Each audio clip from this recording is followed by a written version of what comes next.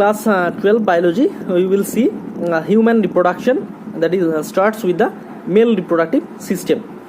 So we all know that humans are sexually reproducing, and viviparous, so reproductive event on human include the formation of gamete, that is gametogenesis, that is the sperm in males and ovum in females.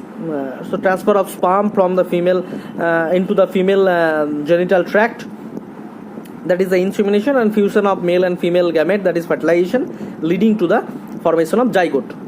So this is followed by the attachment of uterine wall, that is the implantation, embryonic development, that is gestation, and also the delivery of baby, that is parturition. So these are the main process. So the sperm formation continues even in the old man, but formation of ovum ceases in women around the age of more or less 50 years.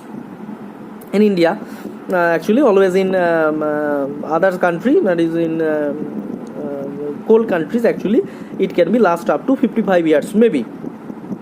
So we will see here the male reproductive system. The male reproductive system is located in the pelvic region, that is include a pair of testes along with accessory duct, glands, and the external genitalia.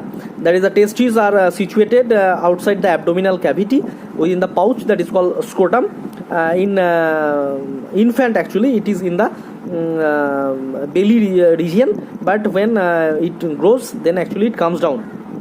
The scrotum helps in maintaining the low temperature of the testes, that is 2 to 2.5, more or less 2.5 lower than the normal internal body temperature, that is necessary for spermatogenesis.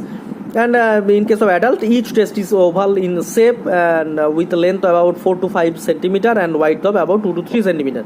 The testis is covered by a dense covering. Each has a 250 compartment, that is testicular lobules, actually it is called.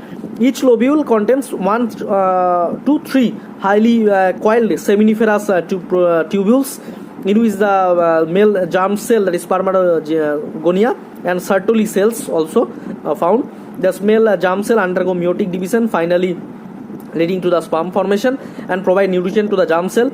And this region of the outside of interstitial spaces contains small blood vessels and interstitial cells or Leydig cell. And synthesis, it helps in synthesis and secrete testicular hormone, that is called androgen. Other immunologically competent cells are also present, that is male sex accessory duct present, that is retitestis, vas efferentia, epididymis, vas deferens.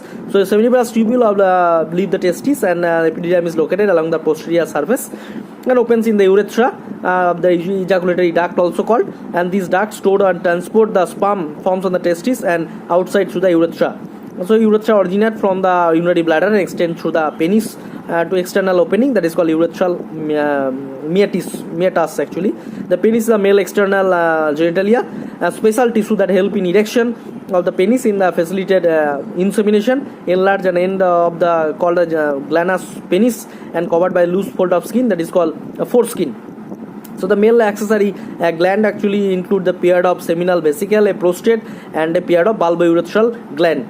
So secretion of these glands continues constitute the seminal plasma, which actually rich in fructose, calcium, and certain enzymes. So this secretion of bulbourethral glands also help in the lubrication of the penis. So today up to that, next we will start with the female reproductive structure.